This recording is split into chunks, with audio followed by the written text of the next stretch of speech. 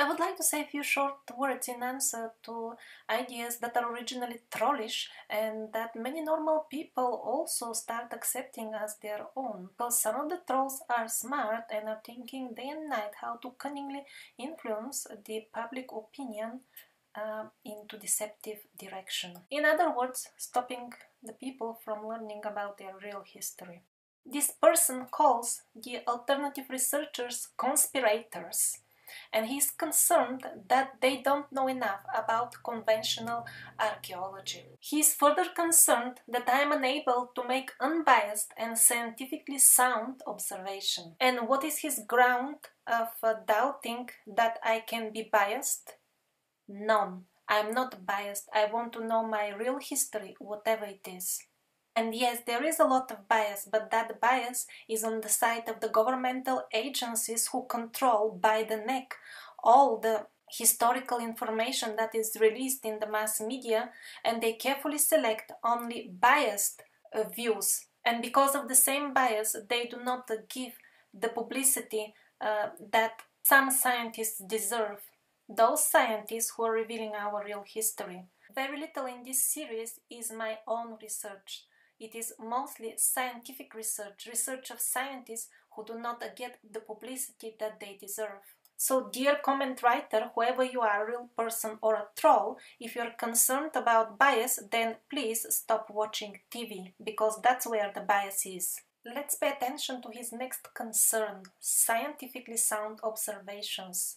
So what is your definition of scientific? Somebody with titles? Well, if you haven't actually watched my movies, as I explained already, 40% of the information in the Survivor series is based on the New Chronology project, which is headed by Anatoly Fomenko, who is a full member of the Russian Academy of Science. On the other hand, yes indeed, a small portion of the material in this series does not come from people with scientific titles. My humble self being one of them. And I would like to explain very well why some of my conclusions could be much more insightful and scientific than those made by so-called pure-breed scientists with titles. The reason for this bold claim is the very definition of science.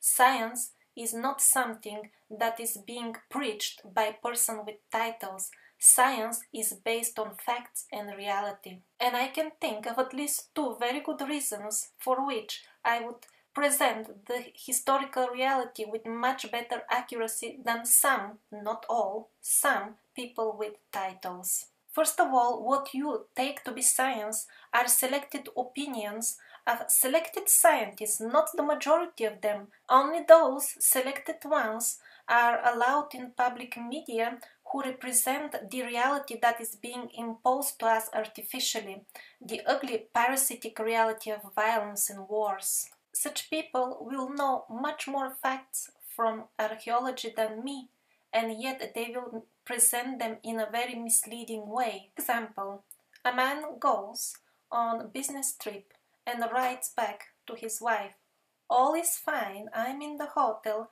kisses, hugs." The reality is that there is no business trip. He is with his mistress in a hotel, and what is going on are hugs and kisses.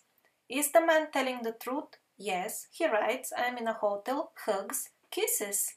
But how helpful is this so-called truthful information for the wife who wants to find out the real story? The value of this information about the hugs and the kisses is not zero, it is actually strongly negative. And so is the value of the archaeological information presented in many mainstream documentaries on the famous and sponsored channels. What is the use of the fact that those archaeologists know much more than me if they don't tell you? And I'm far from the thought that many of these people are doing conscious lying. No, it is not at all like that. They're brought up in this parasitic paradigm of fictitious history and are simply not willing to come out of their comfort zone and see the broad world of the truth. And that is, of course, the best case. In worst case, they are forced to present lies. And now let me tell you about the second reason for which I present much more scientific information than many people with titles. I have spent years amongst indigenous people who still have vague remnants of the glorious culture, the glorious advanced culture of the survivors. Although the remains of that glorious culture are very fragmented and almost disappearing, still I saw that it is absolute lie to consider all the legends of some sort of fictitious mythology. No, people were able to function in more than one dimension, and still in some remote places the shamans are very good in doing that. I was immensely fortunate to be close with these people who are a living piece of our history. I saw firsthand and studied as much as I could the amazing knowledge of the survivors that some people call alien, but actually it is not. It is very natural to humans. And this is the knowledge of how we can modify our full reality, the full world around us with the power of our thoughts and intentions. I am in a way unofficial spokesman of these people who are a living history, people that I met and come from semi-civilized tribes. I was fortunate enough to receive really small fragments of the knowledge of the survivors before these people forgot it completely by being poisoned of the advanced civilization. And as far as the history of humanity, the way I saw it with my newly opened eyes, well, I was very surprised to find out that absolutely genuine scientists with titles have reached the same conclusion from a completely different path, and that's what I'm publishing in this series. Yes, some historians and archaeologists may know more facts than me, however, they don't have the advantage to be able to see the history with the eyes of the people who have the same mentality and mind frame set as the people in the remote times that we are discussing here. Could have I made mistakes in my attempt to reconstruct the real history? Sure, that is possible, as it is possible for the people with titles. They can also make mistakes. And I encourage anybody who notices any such mistakes in the archaeological artifacts or some other information to report them immediately.